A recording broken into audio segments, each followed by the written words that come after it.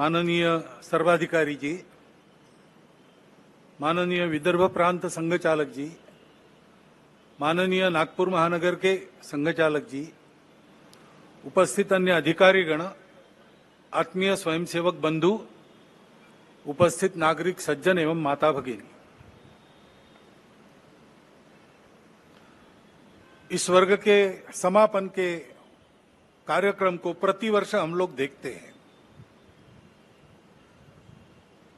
इस बार विशेष योग बना है। आज पांचवें गुरु महाराज सदगुरु श्री अर्जुन देव जी महाराज का शहीदी दिवस है। ग्वालियर के किले में उनको बहुत प्रताड़नाएं कष्ट देकर शहीद किया गया।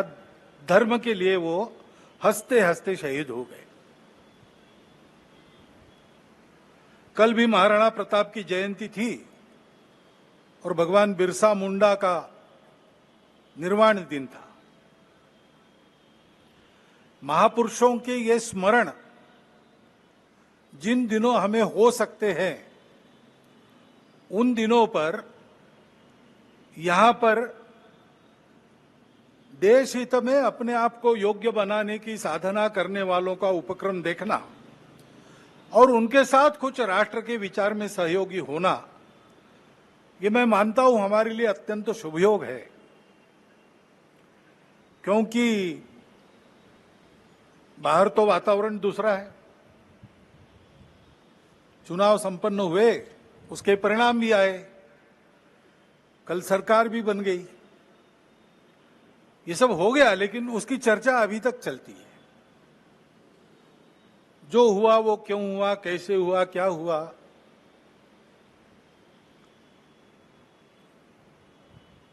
ये अपने देश के प्रजातांत्रिक तंत्र में प्रति 5 वर्ष होने वाली घटना है, होती है।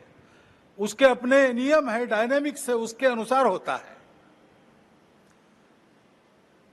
अपने देश के संचालन के लिए कुछ निर्धारण करने वाला वो प्रसंग है, महत्वपूर्ण है। लेकिन हम चरविचरवन करते रहे, इतना महत्वपूर्ण क्यों है? समाज ने अपना मत दे दिया, उसके अनुसार सब होगा।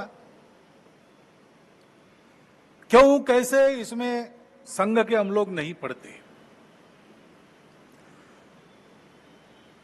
हम अपना कर्तव्य करते रहते, लोकमत परिष्कार का प्रतिवर्ष करते हैं, प्रति चुनाव में करते हैं, इस बार भी किया है। बाकी क्यों हुआ क्या हुआ इस चर्चा में पढ़ते नहीं, क्योंकि आज ही कल ही आदरणीय सत्यप्रकाश महाराज जी ने हमको एक वचन बताया कबीर जी का। सार रूप में हम लोग उस प्रकार से विचार करते हुए इन सब बातों को देखते हैं।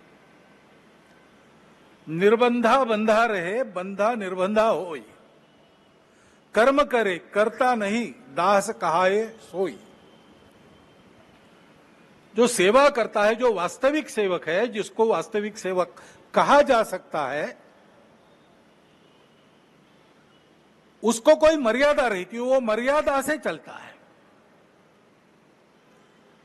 काम करते सब लोग हैं, लेकिन कार्य करते समय मर्यादा का पालन करते हुए उसको करना। जैसा तथागत ने कहा है, कुशलस्य उपसंपदा, अपनी आजीविका, पेट भरने का काम सबको लगा ही है, करना ही चाहिए। अपने शरीर को भूखा नहीं रखना है, परंतु करते समय कुशलस्य उपसंपदा है, कौशल पूर्वक, यानी उपजीविका के कार्य में उत्कृष्टता जैसे उस शब्द से निर्देशित होती है, वैसे ही वो कार्य करते समय दूसरों को धक्का नहीं लगना चाहिए, ये मर्यादा भी उसमें निहित है।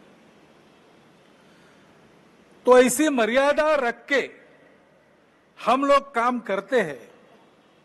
काम करने वाला उस मर्यादा का ध्यान रखता है।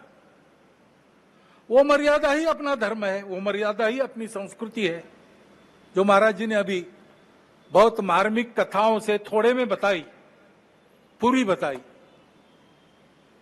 उस मर्यादा का पालन करके जो चलता है वो कर्म करता है, लेकिन कर्मों में लिप्त नहीं होता, उसमें अहंकार नहीं आता कि मैंने किया, और वही सेवक कहलाने का अधिकारी रहता है। ये उक्ति कल जब उन्होंने सुनाई तो मेरे मन में आया कि अपना विचार क्या है, संघ कैसे चलता है, उसको बताने का दूसरा कौन सा उपाय। सरल उपाय में यही है, 4 पंक्तियों में संघ की वृत्ति ध्यान में आती है।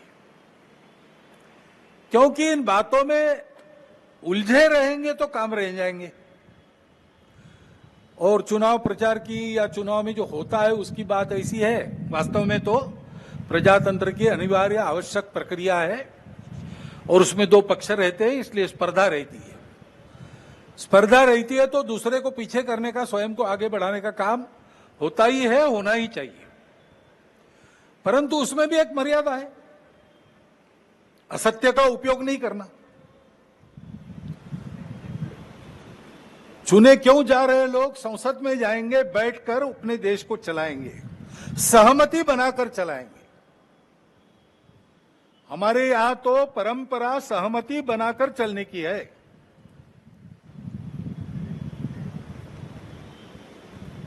समानो मंत्र समिति समानी समानम मनस सहचित्तमेषाम।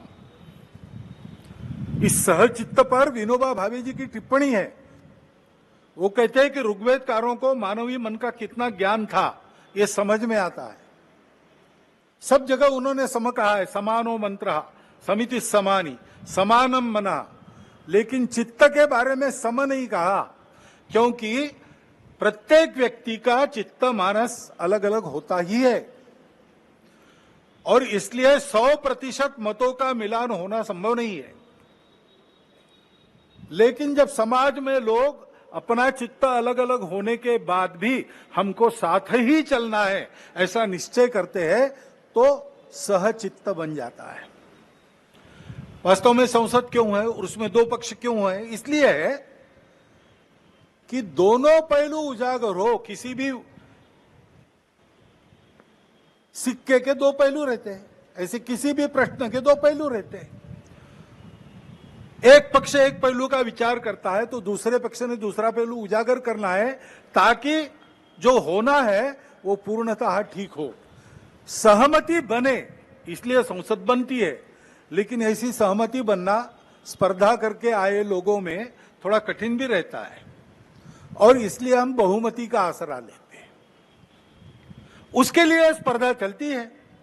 ये स्पर्धा है, कोई आपस का युद्ध तो है नहीं। जिस प्रकार ये बातें हुई, जिस प्रकार एक दूसरे को लताड़ना हुआ, जिस प्रकार प्रचार के दौरान हमारे करने से समाज में मनमुटाव बढ़ेगा, 2 गठ बटेंगे, आपस में शंका संशय उत्पन्न होगा, इसका भी ख्याल नहीं रखा गया और विनाकारण संघ जैसे संगठनों को भी उसमें खींचा गया। टेक्नोलॉजी का सहारा करके असत्य बातें परोसी गई, नितांत असत्य। क्या शास्त्र का, विज्ञान का, विद्या का ये उपयोग है?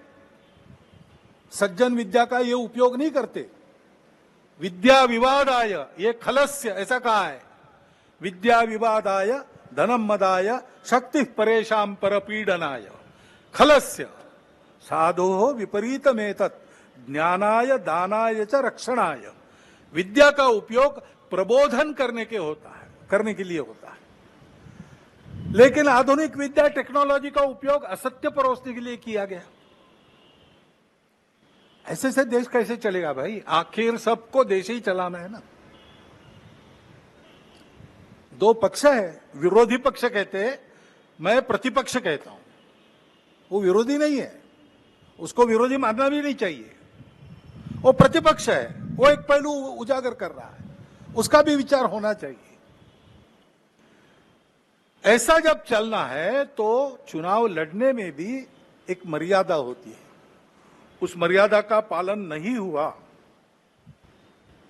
क्योंकि उसका पालन होना इसलिए आवश्यक है कि हमारे देश के सामने चुनौतियां समाप्त नहीं हुई। अब सरकार बन गई, वही सरकार फिर से आ गई, एनडीए की। अब ये ठीक है, पिछले 10 वर्षों में बहुत कुछ अच्छा हुआ है। आर्थिक हमारी स्थिति, आधुनिक दुनिया जिन जिन मानकों को मानती है, जिसके आधार पर आर्थिक स्थिति का मापन करती है, उनको लगाए तो हमारी आर्थिक स्थिति बहुत अच्छी हो रही। सामरिक स्थिति हमारी निश्चित रूप से पहले से अधिक अच्छी है। दुनिया भर में हमारे देश की प्रतिष्ठा बढ़ी है।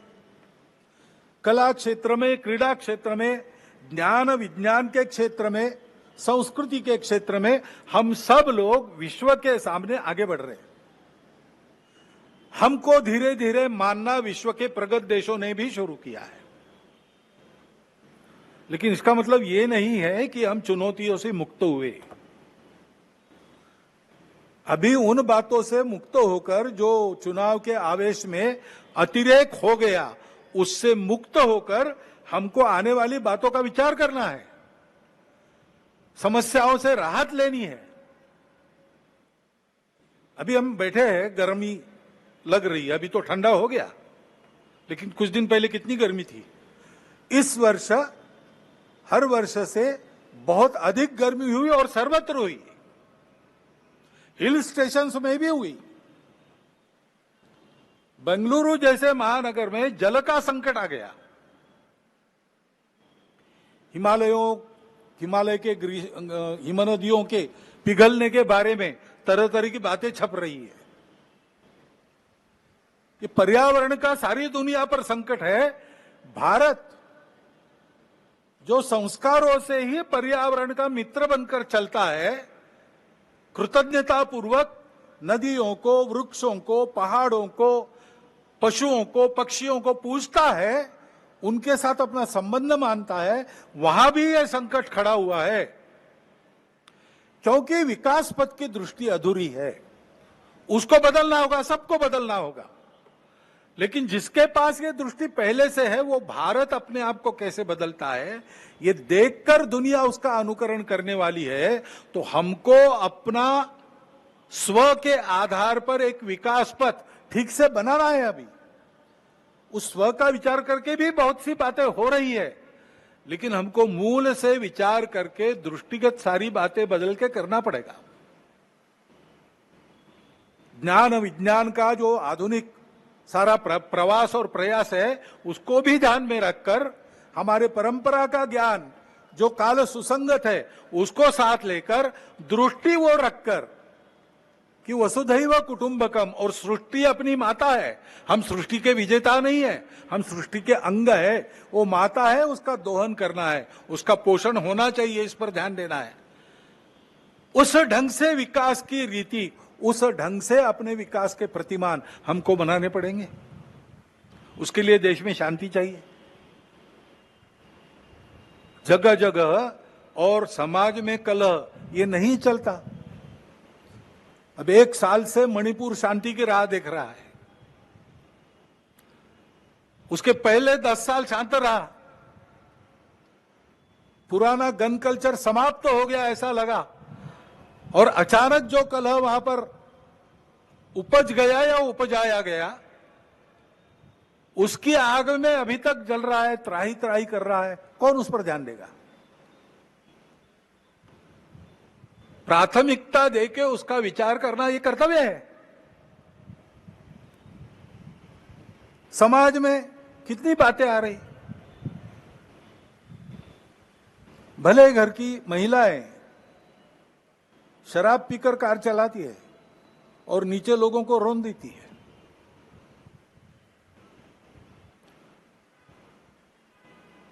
कहां हमारे संस्कार कहां गए, हमारी संस्कृति कहां है?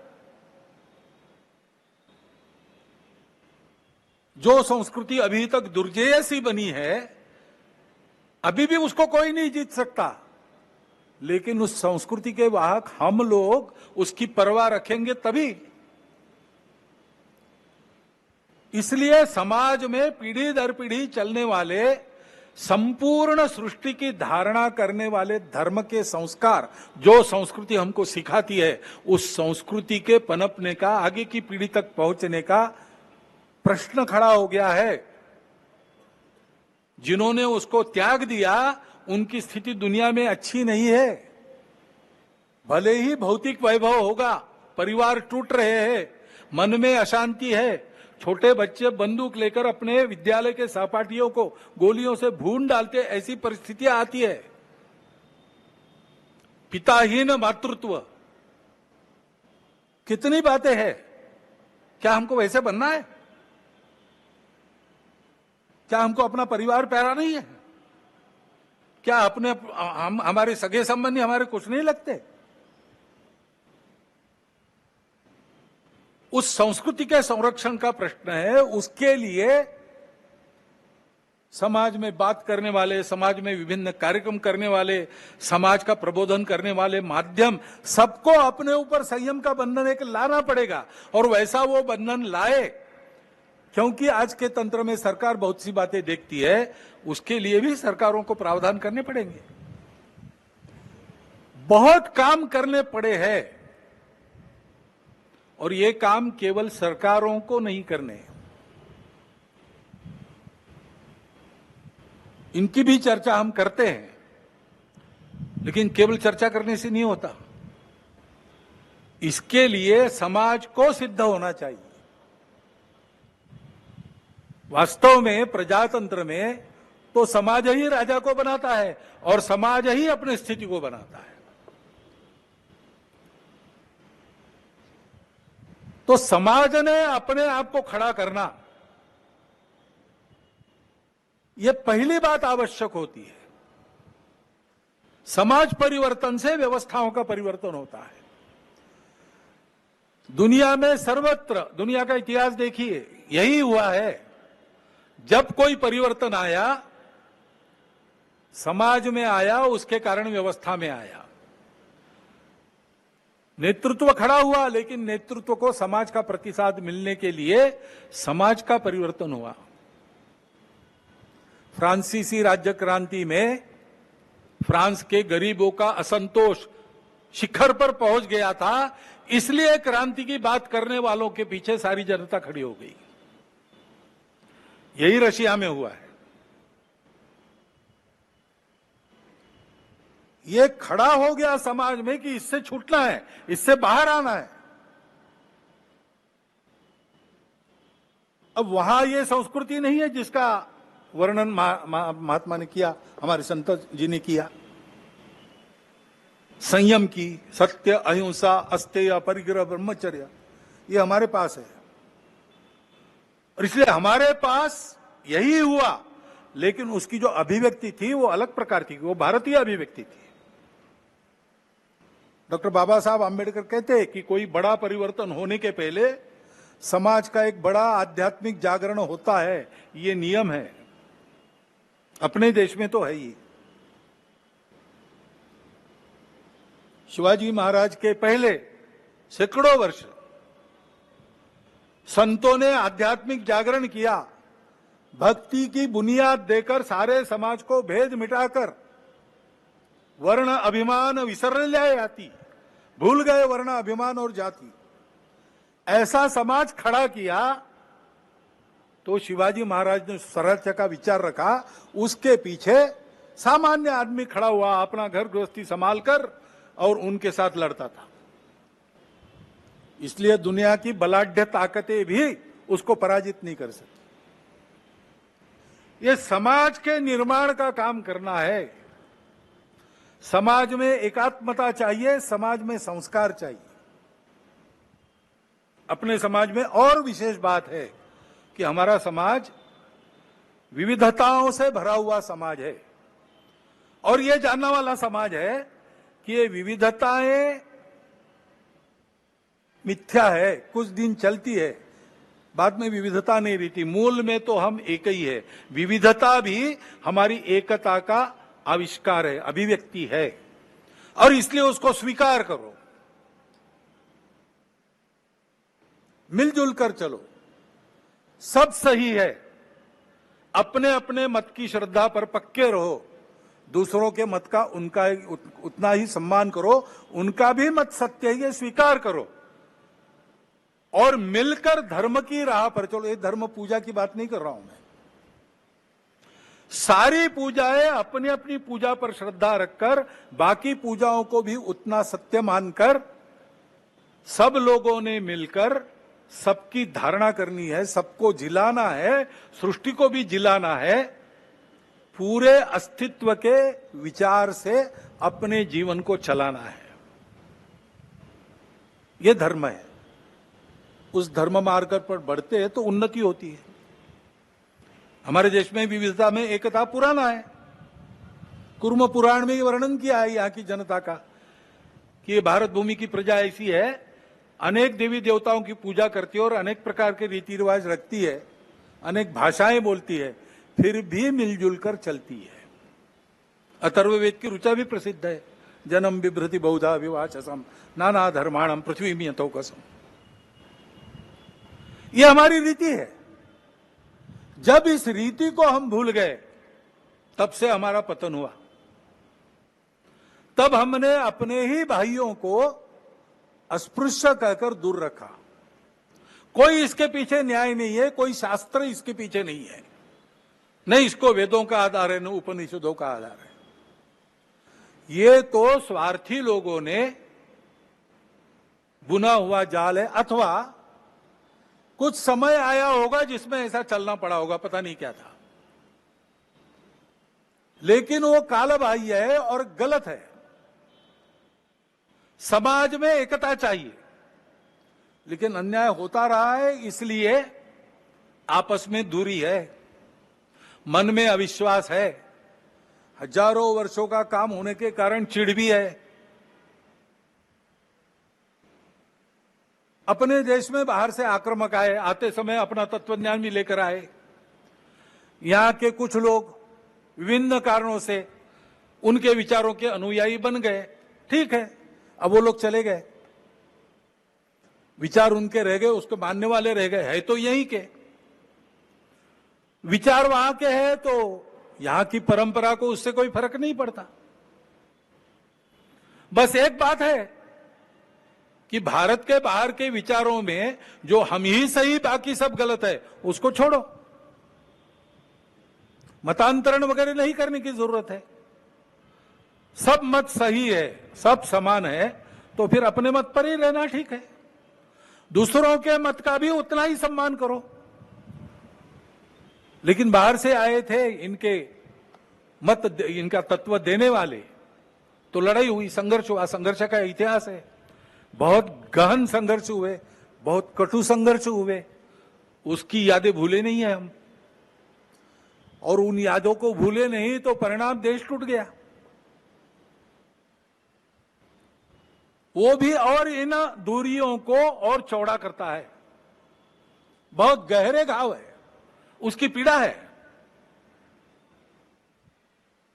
अन्याय के प्रति जो चिढ़ है, उसके कारण अपने ही समाज के लोग रूठे हुए, गुस्से में है, मन में आशंका है, दूरी है, और इतिहास के कारण ये जो घाव हुए उसकी पीड़ा है, इसलिए हम दूर है। तो पास आना और एक होने का मार्ग क्या होगा? मार्ग तो यही होगा कि उसको भूतकाल में जमा कर दो। डर है तो दुर्बल मत बनो, शक्ति संपन्न बनो, डर नहीं रहेगा, लेकिन शक्ति के साथ शील संपन्न बनो। शील अपना अपने धर्म और संस्कृति से आता है, जो सत्य के बाद अहिंसा को कहता है, सबके प्रति सद्भावना को कहता है। सबके प्रति सद्भावना को लेकर पुरानी बातों को भूलकर सबको अपनाना, और हम एक दूसरे को अपना सके इसलिए अपने को जो बदल अपने में करना है, अपने घर से उसका प्रारंभ करना, स्वयं से प्रारंभ करना। जैसे अपने ही बंधुओं को जो हमने ही दूर किए, उनको लेने के लिए ये जो जाति पाति की बात है, it should go out lock stock and barrel, ऐसा बाला साहब ने कहा है। भाषण में तो जाती है, कार्यक्रमों में तो जाती है, मेरा आचरण और मेरे घर के आचरण में वो जानी चाहिए। उसके जगह समताधिष्ठित व्यवहार की प्रतिष्ठापना होनी चाहिए। कठिन होगा, लेकिन देश के लिए करना पड़ेगा। हजारों वर्षों से जो पाप हमने किया, उसके प्रक्षालन के लिए करना पड़ेगा। ऐसे ही आपस में मिलना जुलना है। भारतोद्भव जो लोग हैं उनसे मिलना आसान है, क्योंकि एक ही बुनियाद है। वही यम नियमात्मक आचरण का पुरस्कार सर्वत्र है और एक से सब निकला है। एकम सद विप्रहा बहुधा वदंती, यही सबकी श्रद्धा है। इसलिए वो तो संबंध रखना, आना जाना, अभेद बरतना, रोटी बेटी सब प्रकार के व्यवहार होने दो। लेकिन जो बाहर की विचारधारा है, ये उनकी प्रकृति ऐसी थी, हम ही सही बाकी सब गलत।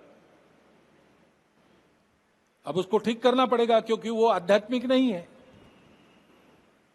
इन विचारधाराओं में जो अध्यात्म है उसको पकड़ना पड़ेगा। पैगंबर साहब का इस्लाम क्या है, सोचना पड़ेगा। ईसा मसीह की ईसाईयत क्या है, सोचना पड़ेगा। भगवान ने सबको बनाया है, भगवान की बनाई जो कायनात है उसके प्रति अपनी भावना क्या होनी चाहिए, सोचना पड़ेगा। सोच समझ के जो समय के प्रवाह में विकृतियां आई है उसको हटाकर, ये जानकर कि मत अलग हो सकते हैं, तरीके अलग हो सकते, सब अलग हो सकता है, हमको इस देश को अपना मानकर उसके साथ अपना भक्तिपूर्ण संबंध स्थापित कर, इस देश के पुत्र सब कुछ अपने भाई है, ये जानकर व्यवहार करना पड़ेगा। और ये होना पड़ेगा तो उसके लिए आदत की आवश्यकता रहेगी, क्योंकि विचार तो अच्छे होते हैं, मन को भी अच्छे लगते हैं, बुद्धि भी उनको मान्य करती है, लेकिन दशकों की शतकों की जो आदत है उसको सुधारने में समय लगता है, उसको सुधारने में समय लगता है। और इसलिए उसके लिए रोज व्यायाम करने की आवश्यकता है। वो व्यायाम ही संघ की शाखा है। ये सारी बातें संघ की शाखा में होती है, हंसते खेलते होती है, करने वालों को ध्यान में भी नहीं आता कि जो मैं कर रहा हूं उससे ये हो रहा है। 10-12 साल के बाद पीछे मुड़ के उस समय के स्वयं के चित्र को देखता है तो उसको लगता है कि मैं कितना बदल गया। संघ यही काम करता है, संघ इसी के लिए है। ये करते हुए अपने विश्व के सारे जीवन का आधार बनने वाले भारत को फिर से उस रूप में खड़ा करना, यह कर्तव्य है, इसको करना है। इसलिए यह तपस्या है और इसलिए हम इन सारी बातों को करते हैं। अभी 5 बातों का आग्रह हम समाज के सामने रख रहे हैं। स्वयंसेवक अपने से प्रारंभ करेंगे, कर लिया उन्होंने, शुरू होगा, धीरे धीरे बनेंगे। एक तो बात है सामाजिक समरसता का व्यवहार। अपने कार्य क्षेत्र में जितने प्रकार का समाज रहता है उन सब में अपने मित्र और मित्र कुटुंब होने चाहिए, अपने कुटुंब के। और जहां अपनी शक्ति है कि समाज हमारे कहने से मान सकता है, वहां मंदिर, पानी, स्मशान सबका एक होना चाहिए। पर्यावरण के बारे में हम प्रयास करेंगे, पानी बचाओ, प्लास्टिक हटाओ, हरियाली, पेड़ लगाओ, अपना घर हरित घर बनाओ।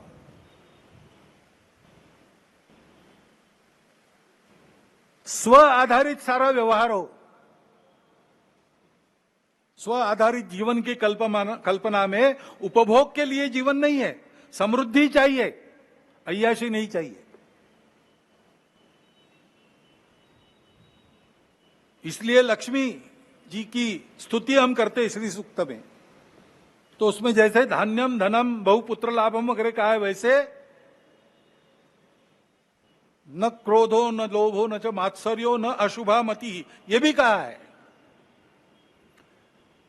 नीति युक्त लक्ष्मी, उसकी हम पूजा करते हैं, उपभोग में नहीं उसको दौड़ते, उपभोग की रेस में हम नहीं दौड़ते, हम संयम रखते हैं, संयमित उपभोग, इस पर हमारा विश्वास है।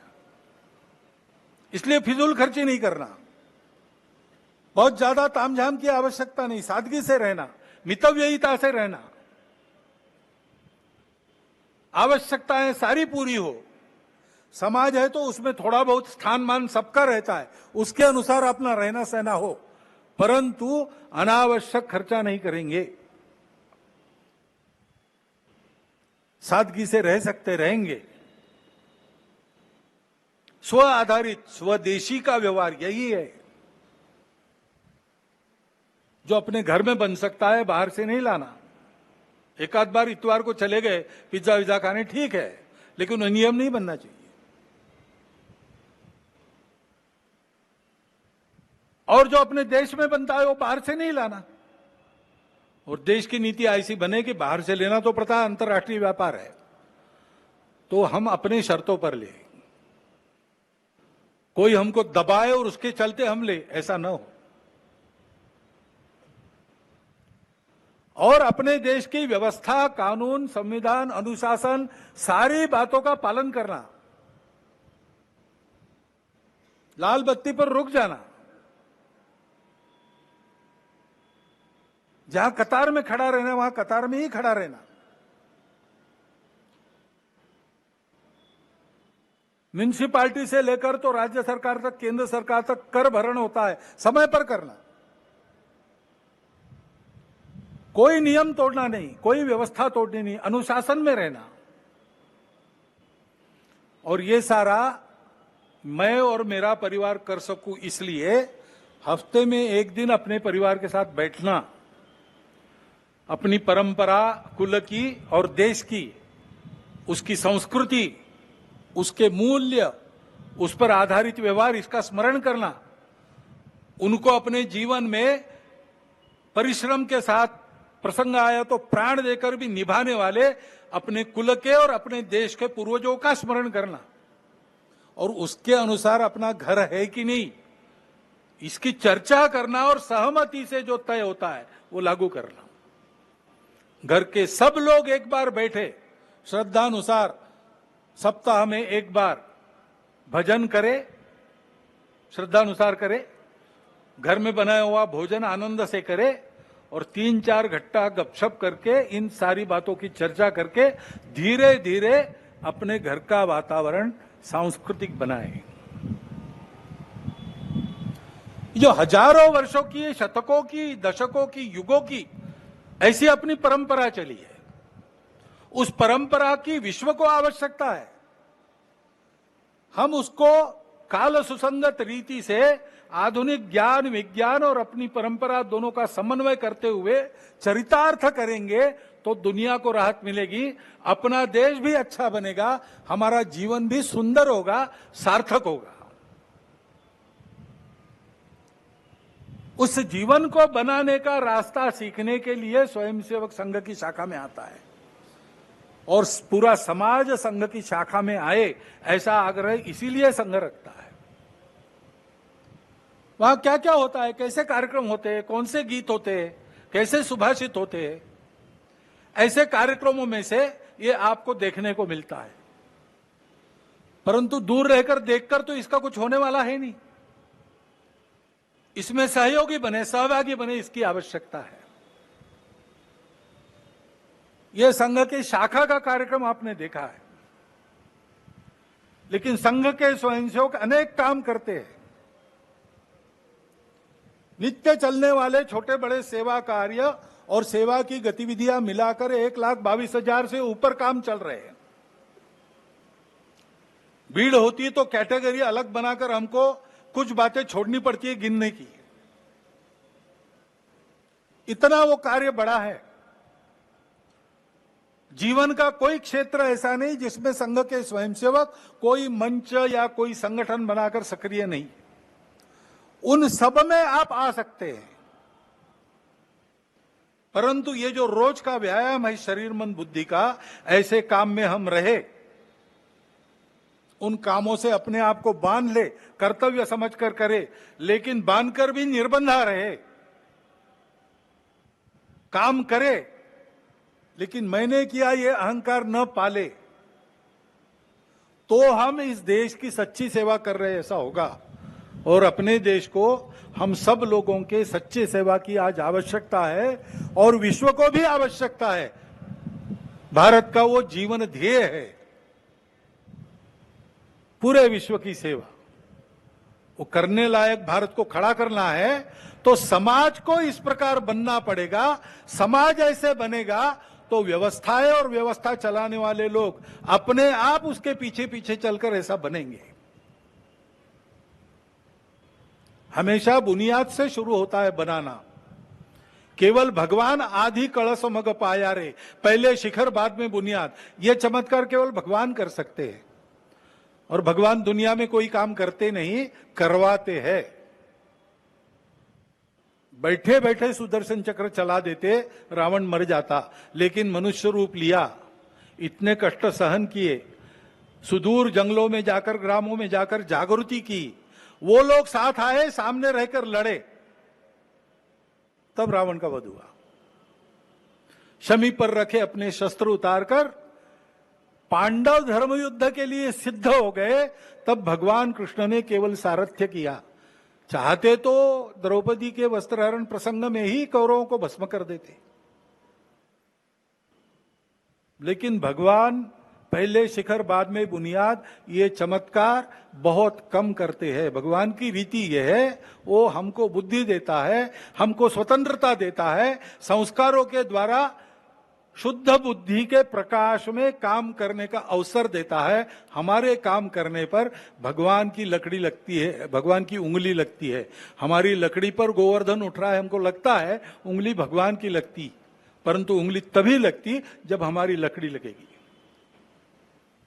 यही सर्वत्र दुनिया के इतिहास में हुआ है, यही अपने वहां होना चाहिए, होने जा रहा है। हमको उसका निमित्त बन के काम करना है। और इसलिए संघ के इस महाअभियान में आप सबको आमंत्रित करता हुआ, मैं थोड़ा लंबा हुआ भाषण आपने सुन लिया, इसलिए आपका धन्यवाद करता हुआ मेरी 4 शब्द समाप्त करता हूं।